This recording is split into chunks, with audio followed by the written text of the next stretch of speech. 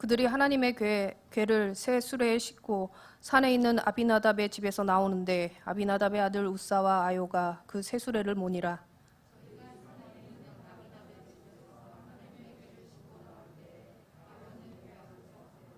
다윗과 이스라엘 온 족속은 잣나무로 만든 여러 가지 악기와 수금과 비파와 소고와 양금과 재금으로 여호와 앞에서 연주하더라.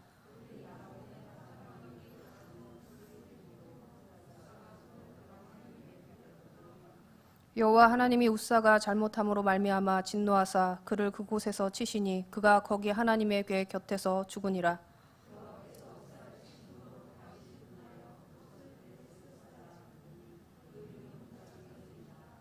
다윗이 그날에 여호와를 두려워하여 이르되 여호와의 궤가 어찌 내게로 오리요 하고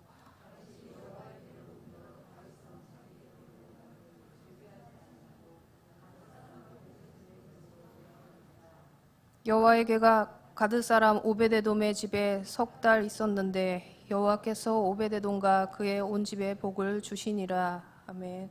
기도하겠습니다. 하나님 아버지, 주 예수보다 귀한 것이 없다는 것을 주님이 주신 이 말씀 가운데 깨달으며 오늘도 주님 앞에 더 가까이 나아가는 인생들이 될 수 있도록 주님 함께하여 주시옵소서. 감사하며 예수님의 이름으로 기도드립니다. 아멘. 오늘 본문 말씀의 내용은 다 아시다시피 여태 방치되었던 그 하나님의 궤를 모셔오는 그 과정 중에 생긴 일이라는 것을 우리가 볼 수가 있습니다. 이 다윗 왕으로 인하여서 남유다와 북이스라엘이 통일이 되었지만 여전히 내부적으로 하나 되지 못하는 어려움을 겪고 있었습니다. 이 다윗은 하나님의 궤를 다시 하나님의 백성들 중심에 놓고 모두의 마음을 하나님 앞으로 하나로 모아 온전한 통일 왕국이 되기를 바랬습니다. 그래서 다윗은 하나님의 궤를 모셔오기 위하여 사람을 3만 명이나 뽑아 정렬하여서 앞에 악기팀을 세우고 찬양하며 나아갔지만 결론은 궤를 옮기는 과정 중에 우사가 죽는 황당한 사건이 일어나게 됩니다. 이 일련의 상황들이 어쩌면 그냥 흘려 지나가듯이 하나님의 궤를 옮기다가 우사가 궤에 손을 딱 대어서 죽었대라고 지나가는 이야기처럼 가볍게 넘길 수 있을지도 모르겠지만 이 상황들을 통하여서 우리에게 말씀하시는 하나님의 음성은 꽤나 중요한 것일 수도 있다는 것에 대해 간과할 수가 없습니다. 이 하나님의 궤는 아비나답의 집에서 자그마치 70년의 세월이 흘렀습니다. 하나님 백성에게 이 하나님의 궤는 매우 중요했었는데 그들과 함께 있지 않았던 하나님의 궤, 그리고 그렇게 여태 사라졌던 하나님의 백성들, 그들은 왜 그랬을까? 이해가 안 가네 라고 반문하고 싶지만 마치 우리가 신앙생활을 하는데 말씀 없이도 충분히 지내왔었던 것을 볼 때 그렇게 소름 돋게 이상한 일은 아닐 수도 있습니다. 하나님의 궤가 없이 이렇게 사라졌던 것은 누구의 책임인가? 그리고 궤를 옮기는 과정 중에 생긴 이 일은 또한 무슨 일이란 말인가? 개개인이 어떤 실수를 했건 어쨌건 이 모든 책임의 화살은 다윗에게 있을 것입니다. 왜냐하면 그는 영적 지도자였기 때문이죠. 한 나라의 왕으로서 나라를 잘 이끌어갈 책임이 그에게 있었고 또한 하나님으로부터 기름 부은 영적인 지도자로서 그는 백성들을 잘 양육할 필요가 있었습니다. 그래서 지도자의 책임은 무겁습니다. 자신을 통하여 하나님의 일하심이 드러나게 해야 하고 어디로 갈지 모르는 무리들을 향하여서 하나님께로 나아가자. 이 길이 그 길이다. 라고 바른 이정표를 제시해 주어야 했기 때문입니다. 개인의 욕망과 사견을 하나님의 일이라고 포장한 채 숨겨서 진행을 해서도 안 됩니다. 다윗이 계획했던 일들이 실패로 돌아가고 사람까지 죽어가니 그제서야 다윗은 경각심을 가지고 이 사건을 바라보며 수습할 수 있는 눈이 생기게 됩니다. 이 본문을 대할 때 좀 이상한 점이 발견이 되는데요. 70년 동안 하나님의 궤를 맡고 있었던 이 아비나답의 집안은 우사의 죽음으로 초토화가 되어버렸습니다. 그런데 하나님의 궤를 3개월 모시고 있었던 오베데돔은 엄청난 복을 받았다는 거예요. 이 장면이 굉장히 아이러니합니다. 예전에 블레셋 사람들이 하나님의 궤를 빼앗고 더러운 우상 신전에다가 놓았다가 그렇게 함부로 대하고 그들이 다 죽어나갔던 스토리가 있는 이 무시무시한 하나님의 궤. 이 궤를 집안에 오랫동안 모셔놓게 되었는데 분명히 이 아비나답도 처음에 이 궤를 받아들이는 자체부터가 쉬운 일이 아니었을 거예요. 부담이 되었을 거란 얘기예요. 그렇게 자이든 타이든 하나님의 궤를 모셨다는 것만으로도 충분히 하나님의 칭찬을 받았어야 마땅한데 하나님의 궤에 손을 대었다는 일로 말미암아 아비나답의 자손인 우사가 그 자리에서 죽는 비극을 맞이하게 됩니다. 아비나답은 후회가 밀려왔을지도 모르겠어요. 이러려고 내가 하나님의 궤를 집안에 모셔드렸단 말인가? 이러려고 이렇게 오랜 세월을 보냈단 말인가? 궤만 모셔드리지 않았더라면 궤를 옮기는 일도 생기지 않았고 우사도 죽지 않았을 텐데 이런 생각을 아마 하지 않았을까요? 오베데돔은 고작 3개월에 하나님의 복을 받은 집안이 되었는데 아비나답의 70년의 이 무성한 세월을 보낸 후의 결과가 자신 앞에 놓인 우사의 죽음인 것이죠. 마치 저주를 받은 것과 같은 상황이 되고 만 것입니다. 무엇이 이런 차이를 만들어냈을까요? 우리는 이 부분에 대해서 깊게 생각을 해보아야 합니다. 단순히 우리가 지금 복을 받기 위해서 깊게 생각해보고 잘해보자 이런 의미가 아니라 우리에게도 분명 아비나답의 결론처럼 위험선상에 놓인 부분들이 있을지도 모르기 때문에 그 부분에 대한 깨달음이 오늘 이 시간 우리에게 주어지기를 원합니다. 3절 말씀을 보면 그들이 하나님의 궤를 새 수레에 싣고 산에 있는 아비나답의 집에서 나오는데 아비나답의 아들 우사와 아요가 그 새 수레를 모니라. 여기서 무엇이 잘못되었는가? 에 대해서는 우리가 너무 많이 들어서 그 내용은 다 알고 계시죠? 궤를 옮기는 방법 때문이었습니다. 출애굽기 25장 14절에 보면은 궤 양쪽에 달린 고리에 채를 끼워서 메고 운반하라 그렇게 분명히 말씀하셨습니다. 하나님의 궤는 거룩한 성물이잖아요. 그래서 블레셋 사람들이 이 궤를 빼앗아와 자기네들의 이 소유를 삼으려고 했지만 하나님은 어떤 피조물에게도 함부로 다루어질 존재가 아니시고 거룩하신 분이라는 것을 블레셋 사람들이 궤를 만지며 들여다 보았을 때 다 죽는 사건을 통하여서 증명이 되셨습니다. 민수기 4장 15절에 궤를 이동할 시 어떻게 하라고 좀 더 자세히 기록되어 있는데 고앗 자손들이 와서 궤를 맬 것이고 성물을 만지는 자마다 다 죽는다 라고 말씀하셨기에 하나님이 하신 말씀대로 살아서 역사하셨던 것입니다. 하나님이 하신 말씀은 죽어서 딱 어디에 박제되어 있는 말씀이 아니고 지금도 살아서 역사하시는 말씀이시기 때문에 그때 그 말씀이 지금 우리 삶에서도 역사하고 계시다는 것을 우리가 믿어야 합니다. 하나님이 가르쳐 주신 방법대로 해야 한다. 성물을 함부로 만지면 죽을 것이다. 오늘날 우리는 하나님이 가르쳐 주신 방법대로 행하고 있습니까? 가르쳐 주신 말씀을 믿으며 내 삶에 적용하고 있습니까? 혹시 성물을 함부로 만지는 자처럼 행동하고 있지는 않습니까? 이 말이 무슨 의미인지 우사를 통하여 다시 들여다보면 우사는 왜 거룩한 하나님의 궤를 만졌을까요? 상황적으로 우리가 보면 이해가 안 될 만하지는 않아요.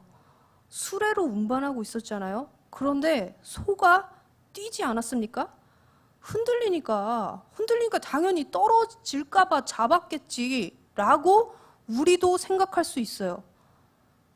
왜 그런 생각의 흐름들이 자연스럽습니까? 이미 우리 안에도 하나님의 말씀을 준행하는 것보다 합리적이고 현실적인 것들에 이미 찌들어 있기 때문입니다. 그래서 그렇게 생각하는 것이 너무나 자연스러워진 거예요. 우사 편에서 측은지심이 들어서 생각을 하게 된다는 거예요. 우사 정말 억울했겠다. 하필 괴를 잡아가지고. 이런 생각들이요. 다시 처음으로 돌아가서 하나님의 괴가 아비나답의 집으로 들어왔던 그때로 돌아가서 생각을 해봅시다. 그 어려운 괴가 들어왔어요. 거부할 수만 있다면 거부하고 싶은 무시무시한 하나님의 괴, 감당 못할 자에게 와서 괜히 이를 그르치는 것은 아닌지 그런 생각이 들었을 것입니다. 그리고 아비나답이 성물을 어떻게 다루어야 하는가에 대해서 아들들에게 설명해 주지 않았을까요? 물론 괴를 그 뒤에 움직일 일이 없었으니까 또 합리적으로 우리가 그렇게 생각해 주고도 싶은데, 한번 다시 생각해 보면 내가 나에게 어떤 고가의 미술 작품을 집에 들여왔고 그 미술품을 어떤 일정 기간 이후에 다시 돌려주는 임무를 우리가 맡았다고 생각을 해봅시다. 그럼 일단 어떻게 하겠어요? 집에 새콤 설치하겠죠. 먼지 타지 않게 이 투명한 유리를 제작해서 그 안에다 넣고 온도계, 습도계 다 넣어놓고 최대한 그 미술품에 맞는 환경을 조성하려고 우리가 노력을 할 거예요. 한낱 미술품에도 고가라는 이유 때문에 우리는 그렇게 할 거잖아요. 아비나답은 하나님의 괴를 들여왔으면 그가 괴를 대하는 오랜 세월 동안 아비나답의 자손들이 그대로 보고 배웠을 것입니다. 말씀에는 이런 말이 있는데 이렇게 해야 한다더라, 어째야 한다더라. 아비나답의 자손들에게 그런 말을 했겠죠. 우리도 어떤 상황을 두고 말씀이 이렇다더라, 저렇다더라 말은 할 수 있잖아요. 그래도 내가 성경 통독 몇 번을 했는데, 신앙생활 좀 얼마나 했는데 모르는 말씀 빼고 거의 다 웬만한 거 다 알아. 하지만 내가 알고 있는 것과 알고 있는 것을 행하는 것은 다른 문제라는 거예요. 아비나답은 얼마나 슬플까. 70년 괴를 모시고도 우사가 죽었다니 참 안타깝다의 관점으로 봐야 하는 것이 아니고, 단 3개월만 괴를 모시고 있어도 복이 쏟아졌는데 자그만치 70년 동안 아비나답의 집에 복이 임하지 않았던 이유, 그 이유를 봐야 해요. 하나님을 가장 중요하고 영광스러운 분으로 인식하지 않았을 것입니다. 하나님의 괴를 쟁취하기 위해서 블레셋이 그 난리를 피고도 그 괴를 내던지며 갈 수밖에 없었던 그 하나님의 영광과 위엄, 그것에 대해서 아비나답은 어떻게 생각하고 있었던 것일까요? 집에 하나님의 괴를 모셔두고 그 영광스러운 하나님의 임재가 우리 집에 임하였다면 정말 혼신을 다하여 하나님을 묵상하고 성물을 다루는 법을 지금 직접 실행하지는 않더라도 마음으로 연습해보고 매일매일 하나님께가 어찌 우리 집에 함께 하시다니, 그런 감동 속에 있으며 살았어야 했는데 그렇지 않았다는 거예요. 평소에 그런 묵상과 그런 감동으로 살았더라면 결정적인 순간에 자손들이 하나님의 괴를 수레로 옮길 생각을 어떻게 합니까? 만약 그런 실수를 하려고 하더라도 스톱을 외쳤겠죠. 하지 마라. 그렇게 하는 거 아니다. 고아 자손이 채에 끼어 어깨에 메어서 옮겨야 한다 라고 말이라도 해줄 수 있었잖아요. 하나님이 주신 방법 다 무시한 채 그 옛날 블레셋 사람들이 했던 방법대로 소가 끄는 수레에다가 괴를 올리고 그렇게 운반하려고 했던 것입니다. 블레셋 사람들의 방법은 어떤 방법입니까? 편리하고 효율적인, 그저 지극히 인간적인 방법이죠. 굉장히 실용적이었어요. 소가 끄는 수레에 무거운 괴를 올려서 끌고 가니까 사람이 매는 것보다 어때요? 빨리 갈 수 있잖아요. 빨리 갈 수도 있고 무겁게 매지 않아서 좋잖아요. 우리의 신앙은 합리적이고 효율적인 그리고 편리한 방법을 선택하며 살아가는 것이 아닙니다. 블레셋 사람들은 하나님 말씀을 모르니까 당연히 그런 방법을 택할 수밖에 없었다는 것을 우리가 인정하게 되는데, 지금 이들은 하나님을 모르는 이 블레셋 사람들이 아니잖아요. 다윗과 그 3만 명의 하나님의 백성들, 이 아비나답의 가정 다 하나님을 모르는 사람들이 아니었잖아요. 일단 빨리 괴를 옮기자. 최대한 빨리 신속하게 옮기자. 서로가 다 그렇게 생각했던 거 아닙니까? 하나님의 괴를 다시 예루살렘에 모셔드린 거 그거 잘못된 생각은 아니잖아요. 아주 좋은 생각이잖아요. 하지만 목적이 선하다 해서 올바른 과정이 다 생략돼도 되는가? 우리가 항상 범하는 오류는 이거예요. 그런 사실에 대해서 멀리 찾을 필요가 없어요. 당장 우리가 지금 유별나게 새벽 예배를 지금 진행 중이잖아요. 우리가 유별나게 새벽 예배 드려야겠다는 이유와 목적은 잊어버리고 어떤 양식에만 정성을 쏟게 될 때, 그리고 어쨌든 교회 행사니까 내가 빠지면 될 입장도 아니고 하니 출석이라도 해서 앉았다가 빠르고 손살같이 집에 가자. 나는 오늘 출석 체크 했다. 새벽 예배라는 선한 뜻이 있는데 하나님이 원하시는 마음으로 와 있지 않는다면 마치 이와 같다는 거예요. 하나님의 괴는 예루살렘에 있어야지 빨리 옮기자, 빨리 하는 이 말씀과 뭐가 다른 것일까요? 목적은 충실히 이행하였으나 그렇게 하는 동기와 과정이 다 생략될 만큼 하나님은 어설픈 분이신지 생각해보면 과연 아비나답과 이스라엘 백성이 품었던 그 마음과 우리는 얼마나 지금 다른 것일까? 우리는 좀 더 괜찮은 것일까? 우리의 일주일의 시간들을 되돌아보면 참 한심스러운 나 자신을 목격하게 될 것입니다.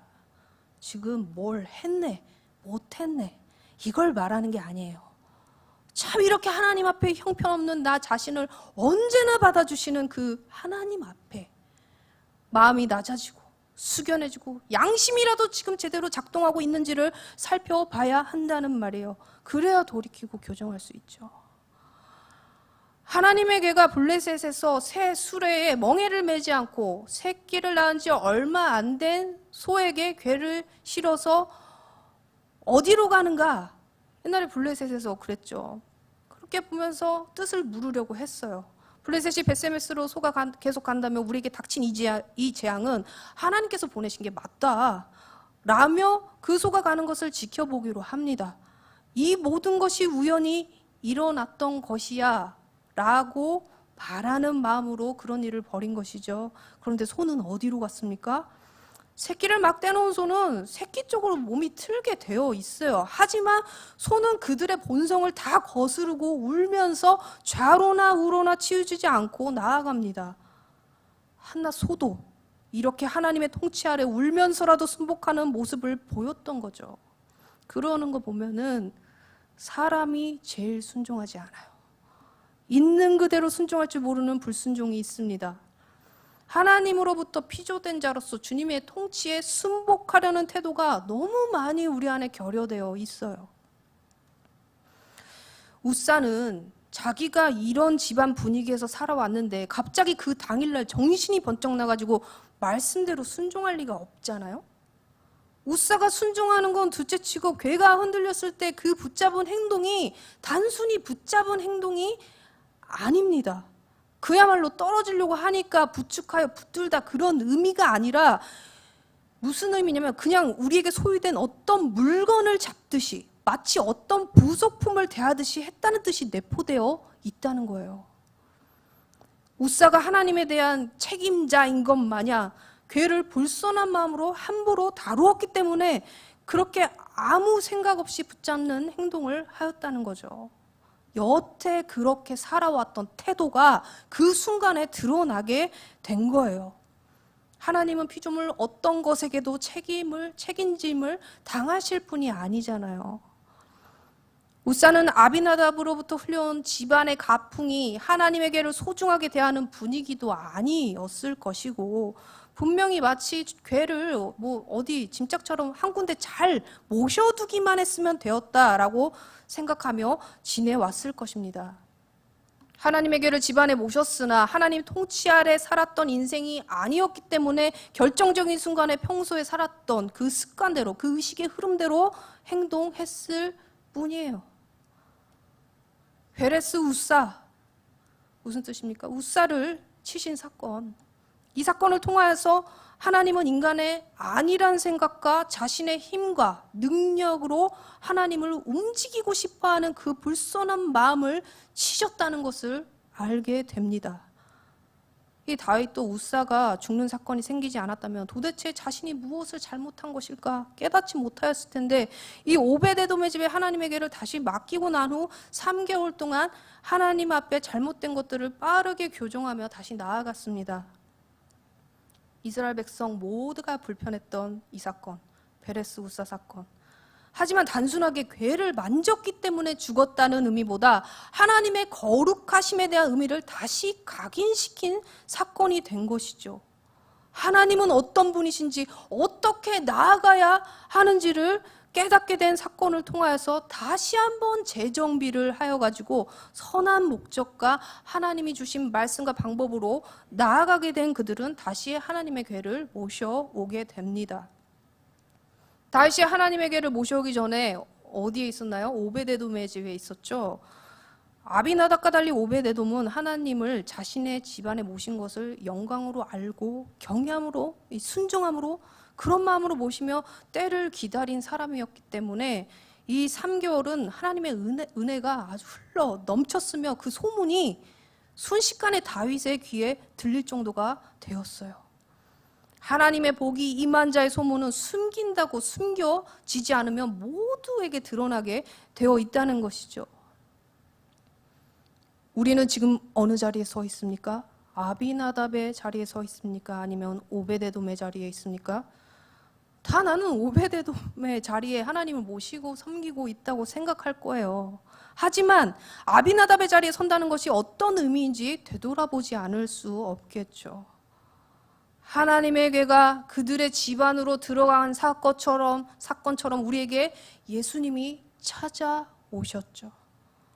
구원의 은혜가 때를 따라 돕는 은혜 가운데서 우리에게 임했습니다.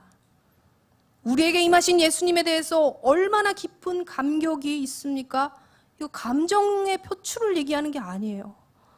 좌절과 낭만과 절망 속에서 하나님의 괴를 모신 자처럼 우리 마음에 찾아오신 예수님이 나와 함께 계시다. 그 사실을 인정하는 삶의 태도가 우리 삶 속에 지속되고 있습니까? 예수님은 우리 안에 오셨지만 우리는 지금 볼 수는 없어요. 하지만 말씀은 우리에게 가시적으로 드러난 확실한 증거이자 약속의 내용을 가지고 있습니다. 우리는 때때로 예수님이 우리와 함께 하신다는 것을 느낄 수 없을 때가 있고 구원의 확신과 믿음 떨어져 갈 때도 있습니다. 낙심과 좌절감 겪을 때가 때로 있을 거예요. 하지만 우리는 상황과 환경에 의존하는 신앙이 아니라 주신 말씀을 소홀히 대하지 않고 말씀이 내 삶에 살아서 역사하실 수 있도록 말씀을 경외함으로 받는 인생이 되어야 합니다. 언제나 예배 자리에서 들려지는 말씀을 사모해야 한다는 거예요. 아비나답처럼 하나님이 함께 하셨는데도 사모함이 없으니까 하나님과 함께 있는다는 것만으로도 놀라운 복을 누릴 수 있는데 오랜 기간 동안 받아 누리지 못한 것이죠. 내가 교회를 지금 다니고 있지만 내가 원하고 취하고 싶은 말씀만 받아들이는 편식함은 없습니까? 말씀은 말씀 그 자체로 존귀함을 받으셔야 하는데 내가 듣기 싫은 것은 귀 닫고 취사 선택적으로 말씀을 들으며 어떤 예배 현장은 무가치하게 여기진 않습니까? 오랜 시간 교회를 다녔지만 열심히 봉사도 하고 섬겼지만 하나님의 괴를 곁에 두고도 하나님이 주신 복을 받아 누리지 못하는 아비나답의 모습이 나에게도 일어날 수 있는 일이라는 거예요. 예수님이 내 삶에 언제나 함께 하시겠다고 하셨는데 나의 이 아니란 태도로 평생을 살아가면서 하나님의 손길을 단절시키는 일들이 내 자신에게서만 끝나면 좋겠는데 항상 말씀드렸듯이 부모는 자녀의 거울이잖아요. 그 무서운 흐름은 자녀들 생각 속에 마음 속에 깊이 파고들어 아니란 삶의 태도를 만들어주고 후손들에게까지 전가시킬 수 있다는 거예요. 나는 교회를 모신 자야 라는 상황에 도취되고 나는 그래도 교회는 열심히 다니잖아의 모습으로 하나님 앞에 사는 법 다 전해줬어 생각하면 안 된다는 거예요. 아비나답이 자손들에게 그가 그 하나님의 궤 앞에서 두렵고 떨린 마음으로 그렇게 서는 자의 모습으로 살아가는 것을 보여주지 못했습니다. 우리가 자녀에게, 다음 세대에게 세상의 이치와 살아가는 법을 왜 그렇게 미련하게 모르냐고, 그렇게 해서 성공할 수 있겠냐고 다그치며 세상적으로 넌 왜 이렇게 잘 살지 못해, 그런 것에 대해서 굉장히 안타까워하고, 정말 우리가 안타까워하면서 가슴을 쳐야 하는 건 내 자녀가 왜 예배자로 살지 못하는가, 삶 속에서 왜 하나님의 궤를 마음속에 모셔두지 않는 것인가, 그것에 대해서 매우 속상해야 합니다. 말씀이 너의 삶을 인도하시고 통치하도록 엄마랑 말씀 보자, 아빠랑 말씀 보자, 말씀으로 오신 예수님 만나야 한다. 인격적으로 예수님 경험하지 못하고선 네 인생 잘 돼도 잘 된 게 아니야. 그렇게 안타까워하며 말해줄 수 없다면 자녀가 살아가면서 하나님 뜻대로 살지도 않게 되고 부모님 속을 다 뒤집어 놓는 순간에도 아무 말을 할 수 없는 그 날이 도래할지도 모릅니다. 우사가 사라라도 있으면 내가 이제 와서 말이라도 해줄 텐데, 우사는 하나님의 거룩하심을 가렸기 때문에 목숨 부지하기 어려웠습니다. 하나님은, 하나님의 이 거룩은 부정함과 섞일 수 있는 분이 아니세요. 아비나답이 때늦은 후에야 반성을 했더라도 이 상황은 돌이킬 수 없었을 것입니다. 얼마 전에 제가 어떤 목사님 설교를 듣다가 1000가지, 10,000가지 질문이 있어도 답은 단 하나, 예수 그리스도. 이 얘기가 너무 와닿더라고요. 내 인생의 질문들, 그리고 내 인생에 둘러싸인 여러 가지 이 환경들, 왜냐고, 대체 왜냐고 질문만 하며 끝난다면 무엇이 잘못된 것인지 깨닫지 못하고 선한 방향으로 나아갈 수 없을 거예요. 다윗은 상황으로 들려진 하나님의 말씀에 두려워하며 자신이 바로 깨닫길 원했습니다. 왜 나는 하나님의 복을 충만히 받아 누리지 못합니까? 내 인생은 왜 이랬습니까? 대체 왜 나의 문제는 이렇게도 해결되지 않는 것입니까? 그렇게 속상함에 해답을 찾으러 왔다가도 하나님 앞에 전심으로 나아가게 되었을 때 예수님은 우리를 외면하시지 않을 것입니다. 우리가 유별나게 새벽 예배하는 이 한 주가 남아있지만 예배라는 형식을 위해 나온 것이 아닌 내 삶의 답이신 예수님을 만나는 순간들을 사모하며 기도해야 할 것입니다. 오늘 내가 아비나답과 같이 안일한 마음의 순간을 살고 이 자리에 있었더라도 70년 동안 안 되던 거 3개월이면 됩니다. 더 정확히 말하면 시간이 문제가 아니라 지금 이 순간이 문제라는 거예요. 어제까지는 안 되었더라도 내가 하나님 앞에 전심인 순간이면 되는 것입니다.